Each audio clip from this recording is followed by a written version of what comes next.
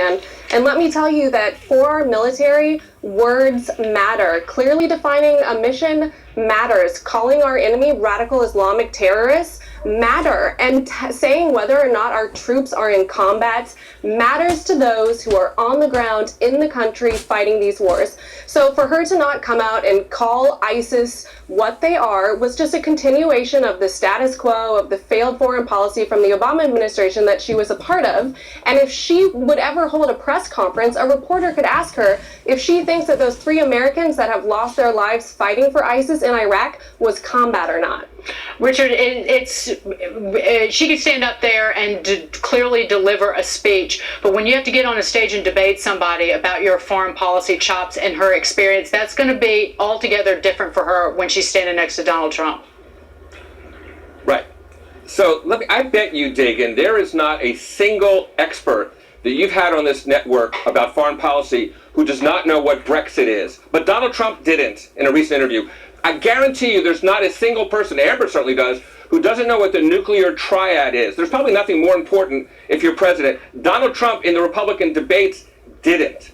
I guarantee you there's probably not a single person who would say that their credential about Russia is because they ran beauty pageants. At least Sarah Palin could see Russia from her home. So listen, I think that Hillary Clinton is licking her chops at the prospect of debating somebody who is just fundamentally ignorant. I say that not to be kind of castigating, it's just unarguable. If you don't know what the nuclear triad is, you have no business running for president. But Amber, go ahead. But she's going to have to answer for her experience and for essentially putting our national security at risk because she needed to have her own personal email server. There's a lot in her history that suggests that she doesn't have the nation's best interest at heart or in mind. Absolutely. Hillary Clinton spoke loud and clear when she put her own personal interests above the national security of the United States, when she decided she was above the rules and the laws that everyone else has to follow, when she decided to have a private server for her own personal use while she was Secretary of State. She also, integrity and character matters. She also is the one who left Americans to fend for themselves when they were under attack from terrorists in Benghazi, and then lied to their families face to face afterwards when she met the bodies at Dover Air Base and lied to the families about why they were under attack in Benghazi. Richard, I do want to bring up something. You know, as a Democratic strategist, that the worst thing that you can do is think that Donald Trump is stupid and underestimate what he could do in the debate and what he will do on the campaign trail. So here's what we know he'll do. I agree, Dagan. I think a debate's going to be interesting because what we know is he'll say anything. For example, he criticizes Hillary for her vote against or in favor of the Iraq War, except the very day after the Iraq War started, he said it was a tremendous success. He criticizes her for her policy in Syria, but in 2011, he said we have to go in to save lives when that butcher Gaddafi was massacring his people. So I agree, on the debate stage, when the truth just doesn't matter, I agree, that's kind of a challenge. But I bet you one thing, Hillary Clinton will be prepared to deal with somebody for whom the truth doesn't matter. But it will be an issue, I agree. I cannot wait to hear Secretary Clinton discuss truth. Thank you, Richard. It was good to see you. Amber Smith, take care, both of you. Thank you. Is there hope for the weary flyer? Some of those airline fees could be heading out the window. He shouldn't campaign. He should go out and do the job that he's supposed to be doing, not campaigning. Donald Trump telling President Obama to stop campaigning and get back to work after the president slammed Trump in a speech yesterday. To the Fox Business Network's Charlie Gasparino, conservative author Kristen Tate, and Democratic strategist Simon Rosenberg. Simon, to you first. What's the president up to? It seems like he's more concerned about his own legacy than actually getting Hillary Clinton elected.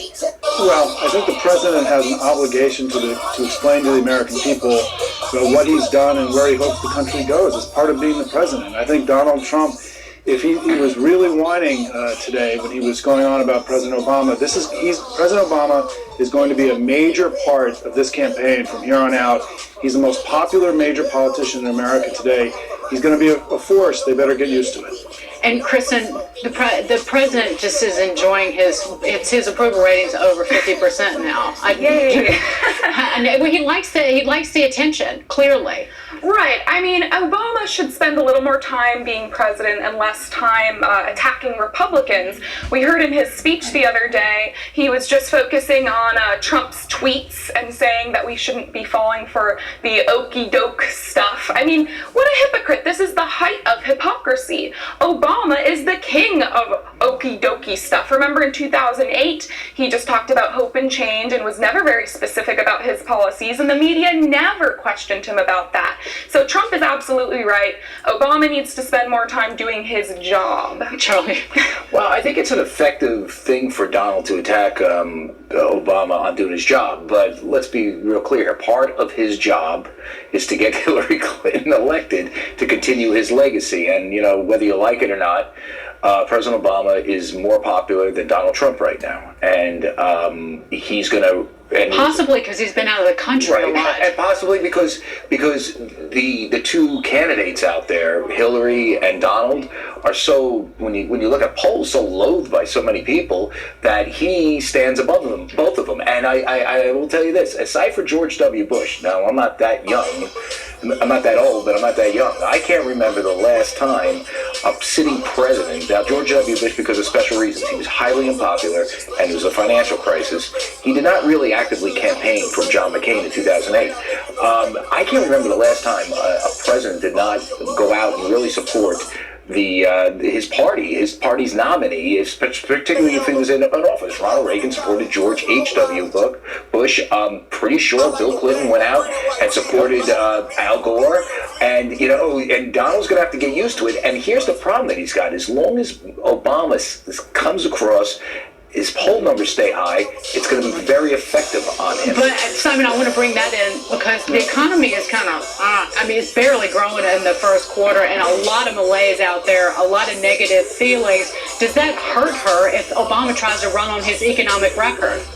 No, because the contrast between the successful presidencies of Bill Clinton and Barack Obama and the economy versus the Bushes who brought us recessions and higher deficits. I'm happy. Look, no, I'm happy to go through the data on this. I mean, the unemployment rate, 0.8% GDP growth. Bill Clinton had much more than that. The unemployment rate is half of what it was. The deficit's a third of what it was. The stock market is much. Can I finish? We've got to go. I've got to go to Kristen for final word. Kristen, go ahead. I just think there are plenty of issues that deserve the president's attention right now besides tearing down Donald Trump. I mean, look at the violence plaguing our inner cities. In Chicago, in May alone, we had 60 gun murders. You got to be realistic. He's gonna try to crush him. This is called politics. He's a popular sitting president. He's going to crush him. As much as I would talk to Charlie for 8 hours, we've got Charlie, Kristen, and Simon. Thank you all. Thank you. Thanks.